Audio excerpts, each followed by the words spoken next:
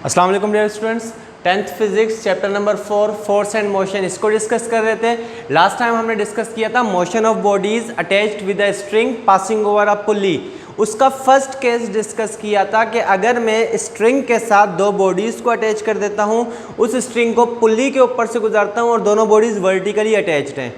अब हम डिस्कस करेंगे इसी का केस 2 या केस बी के उसी स्ट्रिंग के साथ मैंने दो बॉडीज अटैच की हुई हैं, but these bodies are not vertically attached now.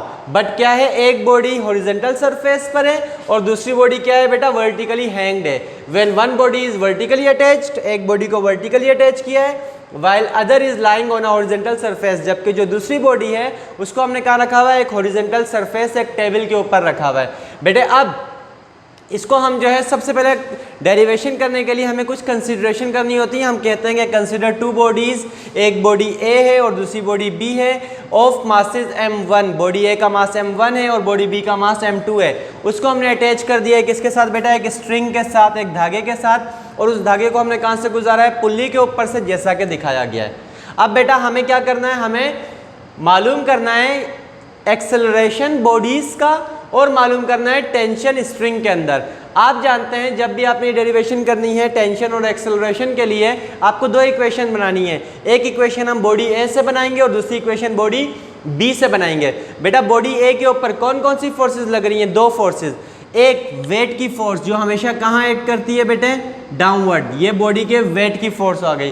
बेटा ये बॉडी ए है, इसके मास को m1 कहा है तो इसके वेट को क्या कह देते हैं बेटा, W1 कह देते हैं। बेटा अगर वेट डाउनवर्ड लग रहा है तो टेंशन स्ट्रिंग के अंदर प्रोड्यूस होगी, वो कहाँ लगेगी, अपवर्ड लगेगी। This is tension. बेटे दूसरी फोर्स, इस जगह पे बॉडी के ऊपर कौन कौन सी फोर्सेस लग रही हैं, दो फोर्सेस। एक फोर्स जो हमेशा से बॉडी पर अटैच लगती है डाउनवर्ड, वो कौन सी फोर्स हो जाएगी बेटा, वेट की। ये बॉडी बी है तो इसके वेट को मैं क्या कह देता हूँ, W2 कह देता हूँ। एक और फोर्स लग रही है बेटे, चूंकि ये बॉडी डाउनवर्ड मूव नहीं कर रही ना अपवर्ड मूव कर रही है, तो फिर इसका मतलब है कि इसके ऊपर एक और फोर्स लग रही होगी। उस फोर्स को हम क्या कह देते हैं बेटे, उस फोर्स को हम कह देते हैं सरफेस रिएक्शन। बेटा जब भी किसी बॉडी को आप सरफेस पर रखेंगे तो वो बॉडी अगर सरफेस पर स्टैटिक कंडीशन में, इसका मतलब है वेट तो डाउनवर्ड लग ही रहा है, तो ये नीचे तो नहीं जा रही, इसका मतलब है इस पर एक अपवर्ड फोर्स भी लग रही है। जब भी सरफेस किसी बॉडी पर अपवर्ड फोर्स लगाएगी उसे हम कहेंगे सरफेस रिएक्शन।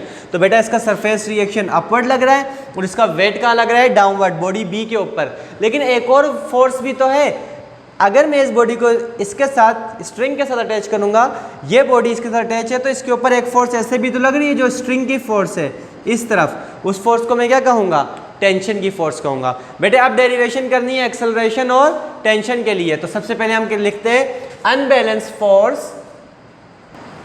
बेटे unbalance force for body A, body A के लिए अनबैलेंस फोर्सेस लिखते हैं। आपको लास्ट टाइम बताया था अनबैलेंस फोर्स क्या होती है बेटा, जो ज्यादा फोर्स माइनस कम फोर्स। इस जगह पे हम क्या करेंगे बेटे, एफ नेट बराबर है unbalance force on body A. Body A पे कितनी फोर्सेस लगनी है, दो, एक डाउनवर्ड वेट की फोर्स है, एक tension upward force.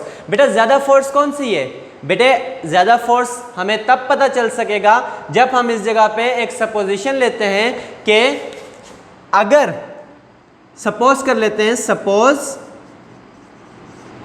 m1 is greater than m2, यानी m1 ज्यादा है। बेटे अगर ये m1 ज्यादा है तो वेट भी ज्यादा होगा, वेट ज्यादा होगा तो ये बॉडी डाउनवर्ड मूव करेगी और ये बॉडी आगे की तरफ खिंची हुई आएगी।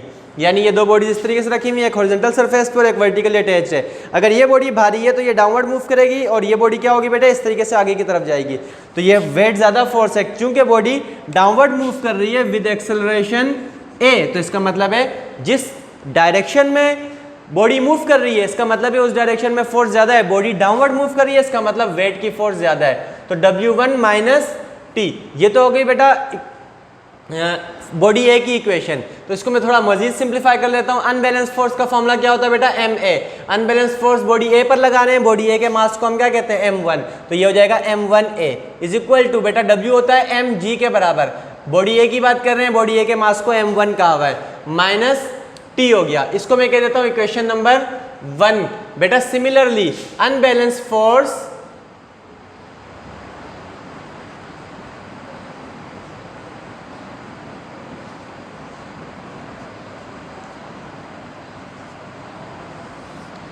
बेटा similarly unbalance force on body B, body B F net, बेटा लेकिन बॉडी बी पर दो एक्सिस में फोर्सेस लग रही हैं। जब दो एक्सिस में फोर्सेस लग रही हैं, मोशन किस एक्सिस में हो रही है? मोशन हो रही है एक्स एक्सिस में। तो बेटा हम यहाँ पे बॉडी बी के ऊपर फोर्स, अनबैलेंस फोर्स, चूंकि अनबैलेंस फोर्स बॉडी बी पर सिर्फ एक्स एक्सिस में है, ये दोनों तो बैलेंस्ड है ना। मुझे कैसे पता चल रहा है ये दोनों बैलेंस्ड है? क्योंकि इस डायरेक्शन में मोशन नहीं हो रही, ये फोर्स और ये फोर्स बराबर है, तो ये तो बैलेंस्ड हो गई। तो अगर ये बैलेंस्ड हो गई तो मैं इस जगह पे थोड़ा सा साइड पे करके रफ वर्क में इस तरह लिख सकता हूँ, इन वाई एक्सिस, जो वाई एक्सिस है इसके अंदर कौन सी फोर्स है बेटा? बैलेंस्ड फोर्स है, यानी कि जो आर है वो बराबर है W2 के। आर क्या चीज़ है? Surface reaction. W2 का मतलब क्या है बेटा? M2G। लेकिन मुझे चाहिए अनबैलेंस्ड फोर्स, ये तो बैलेंस्ड फोर्स है, दोनों बराबर है, मुझे अनबैलेंस्ड फोर्स चाहिए। मैंने हेडिंग डाली है unbalanced force on body B. तो अनबैलेंस्ड फोर्स किस में लगती है? एक्स एक्सिस में, क्योंकि मुझे नजर आ रहा है एक्स एक्सिस में मोशन हो रही है, बॉडी इस तरफ मूव करेगी। Unbalanced force on x axis, बेटा एक्स एक्सिस में हम अनबैलेंस्ड फोर्स की बात करते हैं। एक्स एक्सिस बेटा एफ नेट बराबर हो जाती है ज्यादा फोर्स माइनस कम फोर्स। बेटा यहाँ पर तो है ही एक फोर्स, यानी कि यहाँ पे एफ नेट किसके बराबर हुआ? सिर्फ और सिर्फ टी के। कोई और फोर्स नहीं लग रही है, इस तरफ से कोई इसको नहीं खींच रहा। हमने सपोज करते हैं कि ये फ्रिक्शनलेस सरफेस है, तो इस तरफ से उसको कोई नहीं खींच रहा, तो एफ नेट बराबर हो गई टी के। एफ नेट का फॉर्मूला क्या होता है बेटा? हमेशा होता है MA। बॉडी बी है, बॉडी बी का मास M2 है, तो ये क्या हो जाएगा बेटा? M2A। M2A बराबर हो जाएगी टी के। बेटा ये क्या हो गई हमारे पास? इक्वेशन नंबर 2 हो गई। तो हमने दो इक्वेशंस बना ली, एक इक्वेशन 1 और एक इक्वेशन 2। मालूम क्या करना है हमने?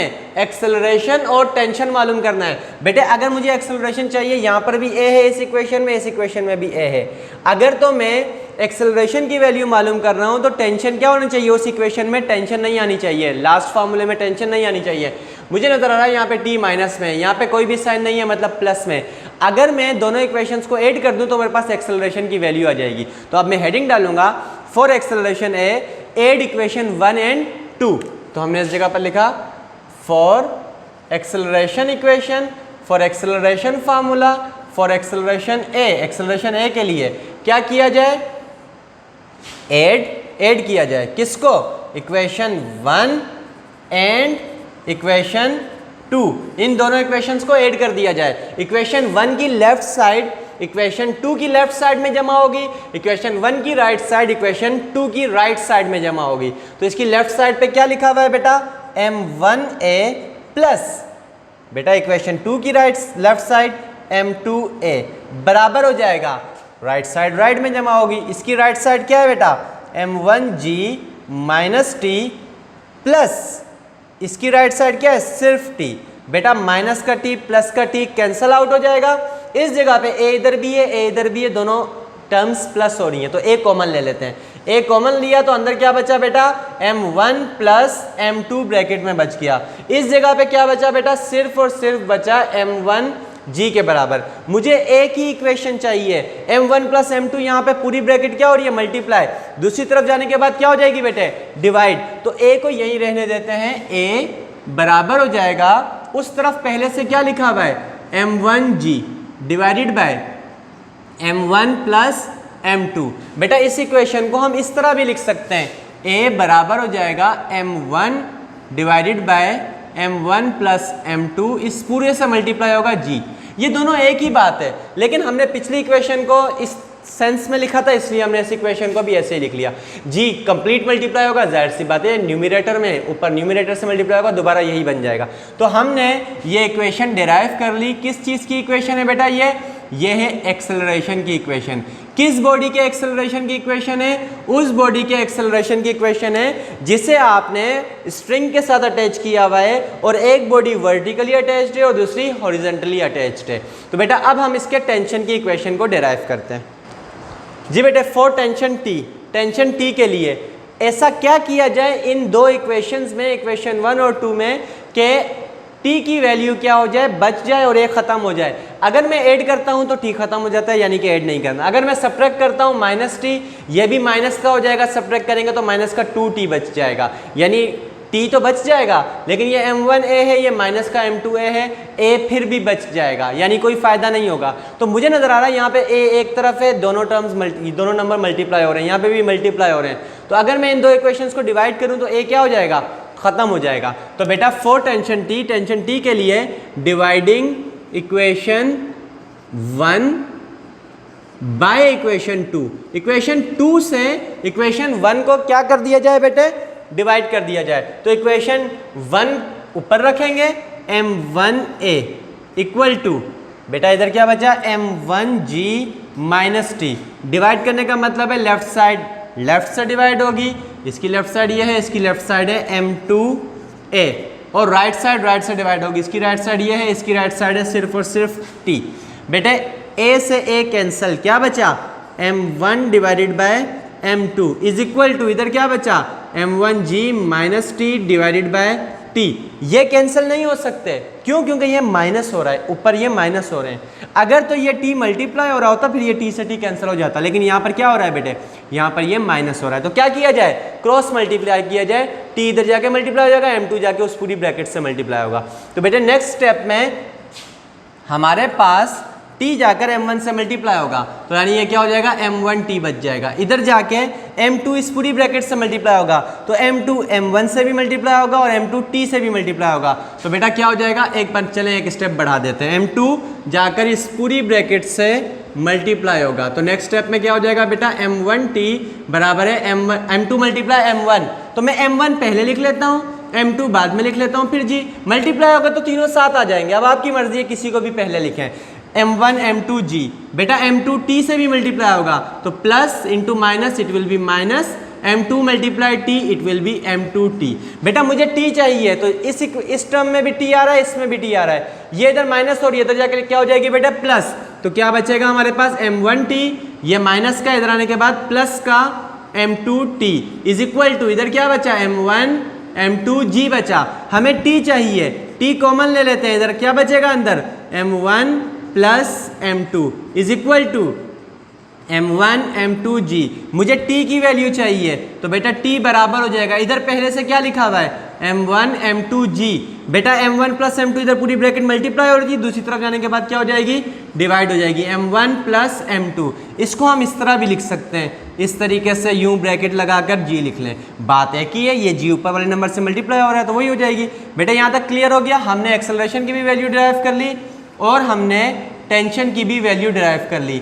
ये टेंशन किस स्ट्रिंग की है, उस स्ट्रिंग की है जिस स्ट्रिंग के साथ एक बॉडी वर्टिकली अटैच्ड है और दूसरी बॉडी हॉरिजॉन्टली अटैच्ड है। बेटा ये फार्मूले आपने फाइनल फार्मूले चारों केसेस के चारों फार्मूले याद रखने हैं, दोनों केसेस के।